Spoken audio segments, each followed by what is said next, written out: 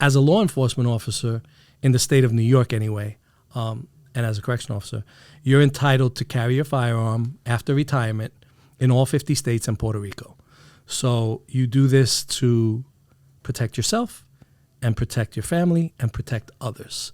So you really never stop being a law enforcement officer. You know, you might retire, but you still have that mindset and you still have the authorization and ability to intervene when necessary. So, you know, a lot of these LE clubs, they get a bad rap. These guys are dedicated individuals who have families and who love their families and who love their fellow man. So we'll be out there. The majority of the things we do are charity events, raising money to help people and things of that sort. So when you see a whole group of motorcycle riders riding through your town, they're probably donating a whole lot of money someplace. And, you know, I think that's a misconception that a lot of people have. Welcome to Riding Counsel with Rich Jaffe, where the open road meets expert advice. I'm Richard Jaffe, an attorney and biking enthusiast, and this is the podcast where we dive into the world of motorcycling, safety, culture, charitable giving, and riding right. So, whether you're a seasoned rider or just getting started, let's talk bikes, the road, and everything in between. Let's ride! Good morning. Good morning. We have a special guest, a very special guest with us today on the podcast. So thank you everybody for listening. And while he needs no introduction at all from me, I'm going to have him introduce himself to the rest of you all. Good morning to you, sir. Who are you? Where do you come from? Good morning, sir. My name is William Valentine. Where do I come from? I come from Medford, New York. Where do I originally come from? I come from the Bronx, New York. And I like to ride motorcycles. Something tells me that that's important. All right. So you were born in the Bronx? Yes, I was born in the Bronx. That's great. That's great. So how long were you in the Bronx for? So my family, I'm the first one born in the Bronx from my family. We're Puerto Rican descent. Yeah. I was born in the Bronx. I lived there for about 13 years. And then my father moved us all out to Suffolk County, Long Island, as far as you could get from the Bronx. So, yeah. So what can you tell us about growing up in the Bronx? What was that like? I mean, it was interesting because at the time I grew up in the Bronx, I was just talking to a friend of mine about it. The Bronx was in shambles. There was gutted out buildings everywhere. That's where a lot of people would hang out and play. My building wasn't gutted out, thank God. But it was a difficult area. I lived on Elder Avenue by Soundview and Watson, down by the Bronx River Parkway, and you know, I mean, I had a typical childhood. You know, not a Long Island childhood. We used to play in the fire hydrants and the puddles and stuff. And you know, I was kind of younger, so I didn't really get the full experience of going wild in the Bronx. But then Dad moved us all out to Long Island, and it was quite different. So when you were in the Bronx, I guess that's before like 10 years old, let's say, that was in the 70s? Yes. So it was a different time than it is now. Yes, it was it looks completely different than it does now. Sometimes I visit my old house where I used to live, and you could see the difference. It's still not that great, but it's way better than it was before. Yeah. So you grew up. You went through the school system. After the Bronx, you went in Medford. Is that where you went to school? Yeah. Well, then I went into the Patchogue Medford School District at the time because we moved to Medford. Yes, which I still live there now. And then you got out of school, and where'd you end up working? So you know, I did the normal work here and there. I worked in Carvel. I worked in the mall. I did like security guard work, a lot of stuff like that. My dad was a New York City correction officer, so I kind of like was trying to follow in his footsteps. And you know, we made a deal. He's like, "Look, you go to college, I'll buy you a car." He didn't buy me a car. He gave me an old orange Volvo wagon, but it had four wheels and an engine. He paid the insurance on it, and I was allowed to live in the house for free if I went to college. And he's like, "You don't go to college?" He's like, "You pay me rent, and you pay for your own car. And then if you don't go to college and you don't get a job, then you're out of here." So I chose option A. All Went to right. college, got out, took a bunch of law enforcement tests. I wanted to be an architect. I stunk in math. Who doesn't? I tried, but it just never worked. So that was out. Took a lot of civil service tests, and they called me for quite a few of them. I actually wound up going to the state police, New York State Police, went to the academy, did my 6 months, and then they wanted to send me to like Canada or something like that. And I was like, no way. Puerto Ricans don't do cold. I don't No, I mean, I don't mind it, but generally no. Yeah. So I didn't want to do that. So they called me for U.S. Postal Police, NYPD, and New York City Corrections. At the time, New York City Corrections was 20-year pension, straight out. They had plenty of overtime. My father worked there, and he's like, look, man, you need to come this way. So that's what I did. All right, and where did this motorcycle thing come from? This Puerto Rican kid growing up in the Bronx, playing in the sprinklers, and now he's on a motorcycle. Where did that come from? Well, I mean, I don't want to make a derogatory statement. Let me see. I don't know how to phrase it any better. The white kids. I came out to Suffolk County, and the white kids had bikes. I started out in a 50cc pull start little mini bike. Yeah. My friend had it, and I was like, wow, this is great. And I started riding it, and it was great. And then another one of my friends had a trike at the time. Yeah. It was a mini bike, but it was 3 wheels. They outlawed them since, and you're not allowed to get those anymore. But I rode one of those. I loved it, and then I waited a little while, and when I was like 17 years old, I started riding. Wow. And I never stopped. Wow, that's amazing. And so now, are you still a correctional officer? Or? No, I worked for the Department of Correction for 27 years. Mm-hmm. I retired in 2017. I could have retired earlier, but I stayed on a little bit for a little more money. But I was 47 when I retired, and I'm enjoying the good life now. Excellent. I never worked another day in my life, and I'm out here doing the things that I want to do with my family and my friends, and I love it. Life is good. I really appreciate what you did for society, Thank you, not only for me personally, but for society. You've done a lot as a correctional officer, and I think people overlook that. They see police officers because police officers are in the street, they're in the cars, but correction officers, not so much. They don't understand what a correctional officer does or what a correctional officer really is. It's a thankless job. I think law enforcement in general is a thankless job. I'm also a 9/11 first responder. When we responded down to Ground Zero, I worked for the Emergency Service Unit for the Department of Correction. We were very well trained at the time. So the city called on us to do search and rescue recovery operations down there. And our uniforms looked just like NYPD uniforms. So whenever they would report who was down there, they'd always say NYPD, FDNY, EMS, and they'd never, ever include New York City correction officers. But my unit in general was about maybe 150, 175 guys. And we worked there the first 2 days, 24 hours straight, and then 12 hours a day for 6 days a week for the next 6 months. We worked down there. Wow, that's incredible. It was something else. That's incredible. Well, I thank you, and I know there's a lot of other people out there that thank you for that. So we really appreciate you.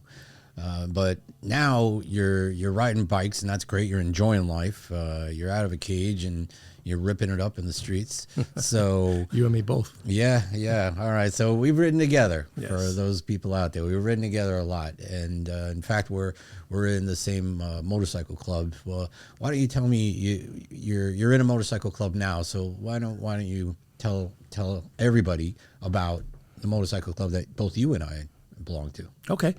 So it's the Blue Knights Motorcycle Club. Blue Knights is an international motorcycle club. Pretty much any country you go to visit, there's many Blue Knights chapters there. In the United States, you go to a state, you're going to have anywhere between 5, 10, 15 different chapters in that state of the club. It's a well-known organization that's been around for quite some time. I am the secretary of the Blue Knights New York Chapter 1, which was the first New York chapter of the Blue Knights and the largest at the time. There have been many other clubs that have popped up since. We the slogan is Ride with Pride. It's made up of law enforcement officers. If you have the ability to make arrests and the authorization to carry a firearm, and you're a law enforcement officer, you can get into the club. We also have other positions, honorary positions and associate positions in the club. And we like to do a lot of charity work. We like to give back to the community. We support other law enforcement motorcycle clubs, and we get to ride a whole lot. So it's great. And you are also one of our members as well. That I am. And I have something for you later today, by the way. Okay. All right. Well, I hope it's okay. Well, we'll leave that one alone for now.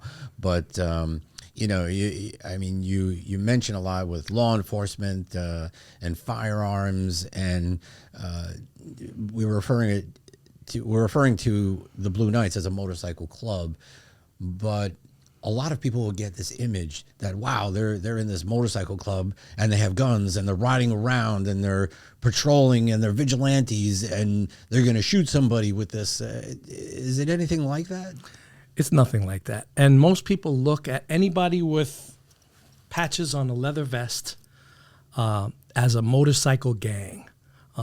That's everywhere I go, when people talk to me, they're like, "What gang are you in?" Yeah. And it's really not like that. There's two aspects of the MC community. MC, motorcycle club. Yes. Is the gangs, the 1% clubs, which may or may not be involved in criminal activity or anything like that. And then there's regular motorcycle clubs where a bunch of guys get together, they invent a club, they take a patch and they get out there and they start riding. And then there's law enforcement motorcycle clubs. I think that's what you're asking me about. So as a law enforcement officer in the state of New York anyway, and as a correctional officer, you're entitled to carry a firearm after retirement in all 50 states and Puerto Rico. So you do this to protect yourself and protect your family and protect others. So you really never stop being a law enforcement officer. You might retire, but you still have that mindset and you still have the authorization and ability to intervene when necessary. So, a lot of these LE clubs, they get a bad rap. These guys are dedicated individuals who have families and who love their families and who love their fellow man. So we'll be out there. The majority of the things we do are charity events, raising money to help people and things of that sort. So when you see a whole group of motorcycle riders riding through your town, they're probably donating a whole lot of money someplace. And, I think that's a misconception that a lot of people have. But the LE clubs, we're out there. We are regular people just like you. We just wear this fancy stuff because that's what each club does. Like when I go to court, I wear a suit and tie. When I'm riding a motorcycle, I wear the appropriate gear. I mean, I'm wearing my vest now. Correct. I'm in the motorcycle mood. So, and I'm proud to be a member of the Blue Knights. But I think you make an important distinction between two things. There's motorcycle clubs, who essentially are clubs of people who are enthusiasts, as opposed to, I think you call them 1%ers. What's a 1%er? So the term 1% comes from the overall motorcycle community. So you have 99% of the motorcycle community. They just want to ride. They just want to be out there doing their thing. And then you have the 1% of the motorcycle community who are actually a motorcycle gang or a motorcycle gang out there, and they may have, different obligations than we do as law enforcement. They may or may not be committing crimes. They may or may not be involved in some activity as a group that, makes it a little bit more sinister. So that's why that 1% came up. Like I said, the law enforcement motorcycle community is a bunch of active and retired law enforcement officers and like-minded individuals like you, Rich, who joined up to, give to the charities and become a part of it and support law enforcement and ride everywhere. I'm really, it makes me happy to be able to use my love for motorcycles and riding in the community to also giving back in the community through charities and philanthropic work. And I know there's a lot that I'm proud of, but I'm sure you've done a lot of charity work too. So maybe you can talk about what the importance of charity is and what kind of things you've done to support these charities. Well, Rich, you surely know about the charity work because you are the first one to raise your hand anytime we talk about doing a charity event or we need to raise money for a specific thing. And I know we appreciate you for that. I was the vice president of my past motorcycle club, and in that club I did a lot of charity work. Motorcycle riders like to do charity work for kids. So Shriners Children's Hospital, Stony Brook Children's Hospital, anything involving kids. One of the best charity events that I was part of, we went to Stony Brook Children's Hospital. It was freezing cold like it is today. And this guy dressed up in a Superman outfit. And we had law enforcement and we had EMS and FDNY and all these people that were there. And they took a cherry picker, a fire truck with the extendable ladder, and they put Superman on that ladder. And Superman went up, and the kids weren't allowed to come outside. A lot of them were contagious, whatever.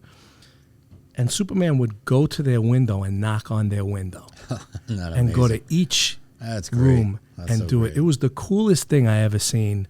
And those are the type of things that we're involved in. Subsequently that day, they collected toys and money, and they went around and they gave each of the kids toys for Christmas, and they gave money to certain charities.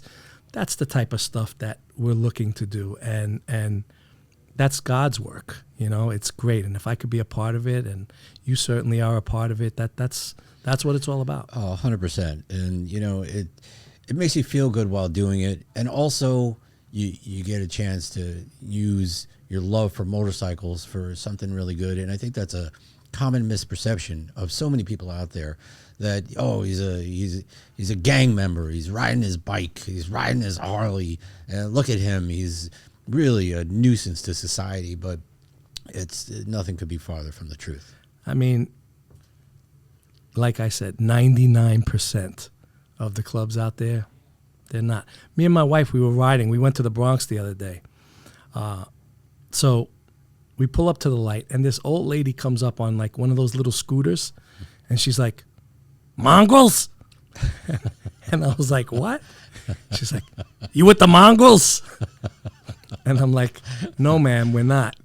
And she's like, "All right." And she just drove away. But it struck me as funny. But, I believe that a lot of people have that reaction when they see the motorcycles and the vests and the patches. They don't really get to read them. They just kind of like see them and like, "Oh, this guy's with the mongrels," or whatever. Yeah, it's a big stereotype, but bikers are just normal people, and they're all aspects of life. All aspects of life are bikers. So you don't have to be one particular kind of person to own a bike and ride a bike. Correct. And you also don't have to be that kind of person to enjoy it. But I think what club you're a part of really says a lot about you as a person. Because if you're going to be in the 1%, as we were talking before, those 1%ers who are notoriously famous or notoriously infamous for being a 1%er, that says something about you. Right. And if you're going to be part of like the Blue Knights, who does a lot of great work with kids, with charities, and for each other, that says another thing about you. So I think bikers have to choose what really they want to be a part of. And let me put a disclaimer in. So I know some 1%ers and some members of my previous club they grew up with some of these guys. And some of these guys were swell guys. And I've been to events where we pull in and it winds up being a 1% event and we just pull out.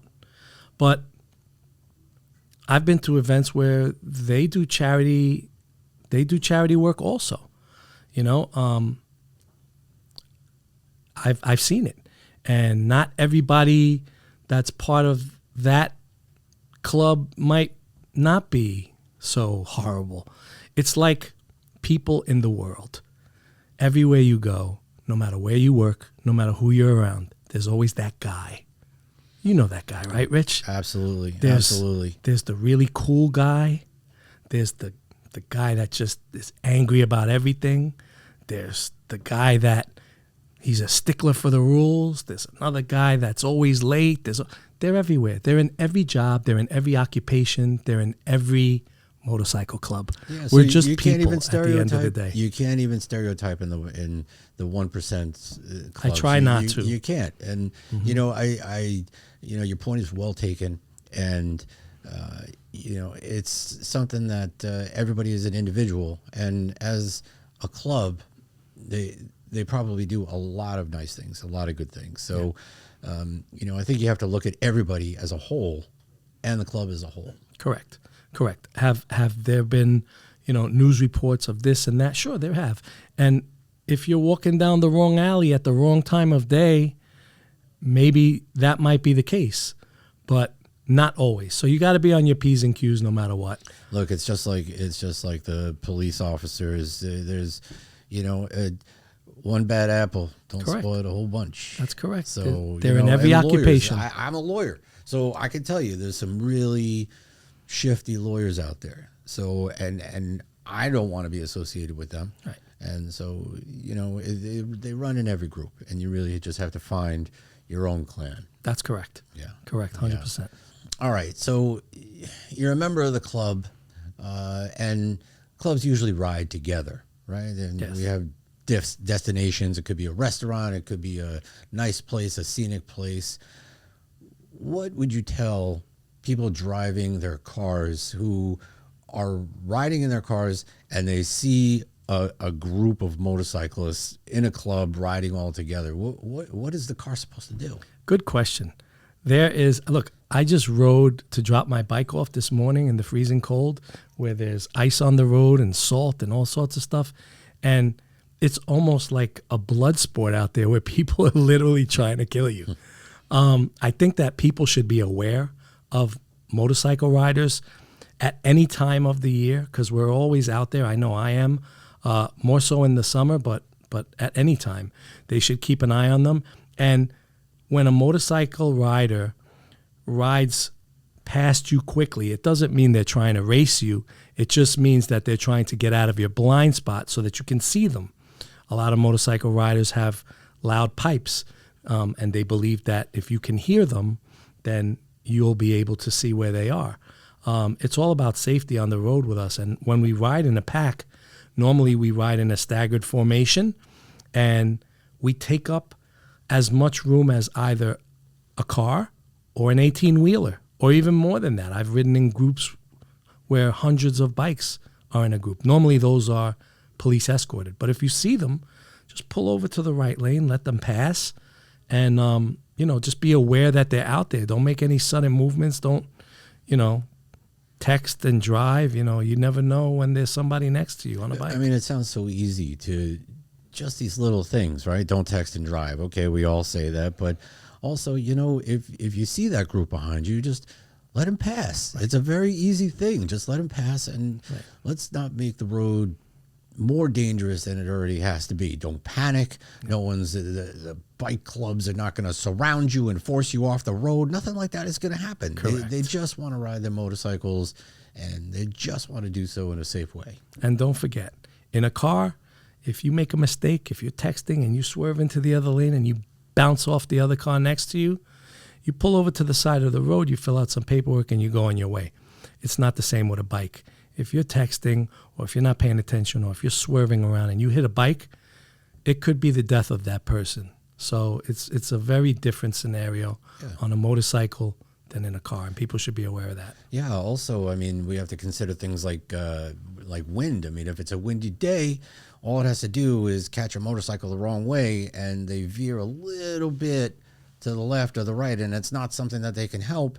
But that's why cars really shouldn't ride next to these motorcycle clubs. Really, they should either be behind them, in front of them, but don't ride next to them. Correct. And if you notice, the bikers will always try not to ride next to the cars. They'll try to get past them quickly so that they don't have to stay in that area. Right. Because me and my wife were on the Throgs Neck Bridge the other day when we went to the Bronx, and it was very windy. And you say it moves the bike a little, I beg to differ. I mean, we had a point where I literally went into the next lane. Thank God no one was there. But the wind just pushes you. So it's and there's really not much you could do about that other than not ride. But get I mean, back in the same lane again. Yeah. I mean, it's nothing you can really anticipate. You know, the winds come out of nowhere. Correct. But you know, another thing that I'd really like to talk about that I've seen once, twice, and it is sort of unfortunate, but I always find out different signals that bikers will give not only other bikers but drivers. So, for instance, if you see a motorcycle and it's pulled over on the side of the road, and 100 feet maybe before the motorcycle that's pulled over, you'll see that biker's helmet on the ground. You know, that's a signal, but I think I know what it means, but maybe you can clarify for not only other motorcyclists, but people who are driving their car. It's a signal for assistance. So if the motorcycle rider pulls over to the side of the road with maybe a medical emergency, maybe an emergency on the bike, maybe, you know, it could be anything, and they deem that to be an emergency, they'll walk a couple of, like 100 feet behind the bike or whatever, and put the helmet down first. And that, most motorcyclists see that and know that to be a distress. So they'll pull over to help that person. Most people in cars probably wouldn't know what that means, but that is what that means. Yeah. Well, hopefully some of this information will get to them, and you know, you never can tell what's going to happen on a motorcycle, or you know, it's just like riding a car; anything can happen. Correct. So you really have to be prepared. But anyway, Bill, I know you're really busy, and you got a lot of bike riding to do, but I wanted to thank you for your time. Thanks for your information that you gave here about motorcycles, about yourself, about the Blue Knights. I mean, it really was a lot of information that you shared, so we really appreciate you coming by. Anytime. Anything for you, Rich. You're the man. Thank you so much. And I'll see you tonight. All right. Tonight meeting. Thank you. And that's a wrap for this episode of Riding Counsel with Richard Jaffe. Thanks for tuning in. If you enjoyed the ride, be sure to subscribe, leave a review, and share with your fellow riders. Until next time, keep the rubber side down and ride safe.